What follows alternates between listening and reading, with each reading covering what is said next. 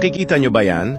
Ayon kay Yusek Castro, handa silang sumunod sa Korte Suprema kung sakaling ipag-utos ang pagbalik ng PhilHealth Fund. Akala nyo ba ganun lang yun kagaan?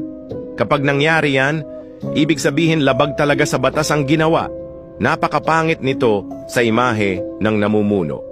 Kung sakali talaga na mangyari, saan naman kukunin ang nagastos na bilyong pera? Yan ang unang tanong. Kasi hindi ka naman pwedeng umutot ng pera agad-agad. Ito ay magbibigay lang ng daan sa mas komplikadong sitwasyon. Kung na-TRO na ng korte ang 30 bilyon nito at nagastos na ang 60 bilyon, tiyak na magiging questionable na ito kung paano ito offset. Sa ngayon ay nakabantay lang kami sa kung anong resulta ng lahat ng ito.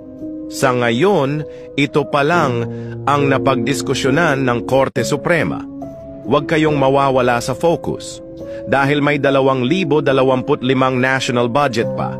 At ang cherry sa itaas ng cake, which is ang impeachment ni Vice President Sara.